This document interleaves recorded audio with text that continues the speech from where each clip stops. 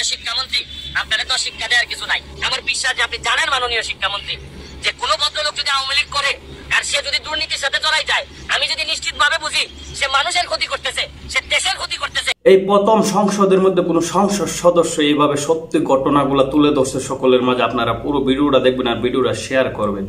সে দুর্নীতিবাজ, তাইলে বঙ্গবন্ধুর আদর্শ হচ্ছে গিয়ে দুর্নীতিবাজ কখনো আওয়ামী লীগ হইতে পারে না। এবং দুর্নীতি করলে যে আদর্শটাকে ব্যবহার করতেছে সে তার ব্যক্তিগত সুবিধার জন্য, সে আওয়ামী লীগকে ভালো চায় অথবা সে দেশের ভালো চায়, এই কোনো কাজ না, বা বঙ্গবন্ধুকে ভালোবাসে এটা না।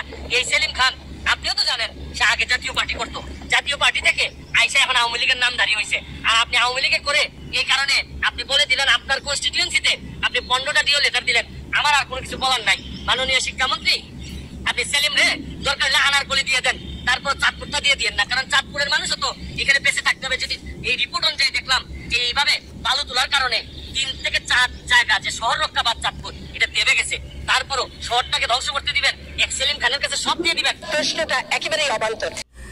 এই কথাগুলো শুনে কি বুঝতে পারছেন? ব্যারিস্টার সুমন আসলে দুর্নীতির বিরুদ্ধে যেভাবে মাঠে নামছে, উনার মতন আর 10 জন মানুষ যদি এইভাবে কাজ করতো, আসলে বাংলাদেশটা কিন্তু অন্যরকম বদলে যেত। দেখেন, দুর্নীতির বিরুদ্ধে একাই সুমন কিন্তু, এই ব্যারিস্টার সুমন কিন্তু লড়াই করে যেতেছে। আপনারা ইতিমধ্যে দেখছেন সকল দুর্নীতিবাজের বিরুদ্ধে কিন্তু উনি মানে পদক্ষেপ নিতেছে, এবং সংসদের মতন একটি জায়গায় গিয়েও কিন্তু উনি এই দুর্নীতি যারা করছে, সে যত বড়ই মন্ত্রী হোক, এমপি হোক, তাদেরকে কিন্তু ব্যারিস্টার সুমনে ছাড় দিতেছে না।